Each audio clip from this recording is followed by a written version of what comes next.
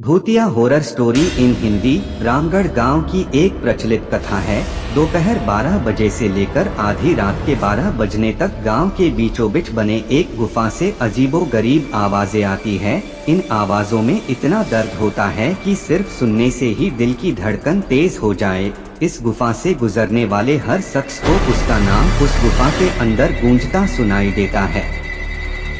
पिछले 37 सालों से इस गुफा के अंदर से भयानक आवाजें और खतरनाक हरकतें हुई जा रही हैं।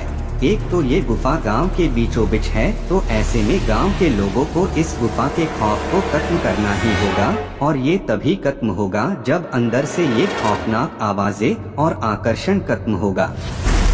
साल 2013 की बात है, जब दो पैरानॉर्मल इन्वेस्टिगेटर राजू और अनमोल को इस गुफा का रहस्य जानने के लिए बुलाया जाता है। दोनों गुफा की ओर जाते हैं, तभी गांव का एक आदमी गोपाल उन दोनों से कहता है, गोपाल साहब जी, आप लोग अंदर जाने की जिद छोड़ दो। अभी भी कह रहे हैं कि इस गुफा का सच बहुत खतरनाक होगा। राजू, अरे गोपाल जी, हमारी तो ये ड्यूटी है, हमारा डिपार्टमेंट हमें जो टास्क देता है उसे तो पूरा करना ही है। ये कहते हुए वे दोनों उस गुफा की ओर चल पड़ते हैं और शाम के करीब 5 बजे गुप्त तरीके से दोनों पैरानॉर्मल स्पेशलिस्ट उस भूतिया गुफा के अंदर पहुंचते हैं। राजू और अनमोल के अंदर दाखिल होते ही गुफा में उनके नाम के गुस्सैल आवाज गूंजने लगती है, हंसते हुए, चले जाओ यहाँ से, नहीं तो मरोगे दोनों तुम लोग। इस दर्द की दुनिया से बाहर निकल जाओ, नहीं तो दोनों की मौत आज रात 12 बजे तय है। अनमोल, यार राजू, ये गुफा कितनी अजीब है। आज तक ऐसा कोई केस हैंडल नहीं किया जहाँ बेजुबान गुफा धमकी देती हो। राजू, भूतिया जगह हमेशा अजीब और खतरनाक ही होती है। बस अब सोचन कम कर और टॉर्च की मदद से पिक्चर कलेक्ट कर।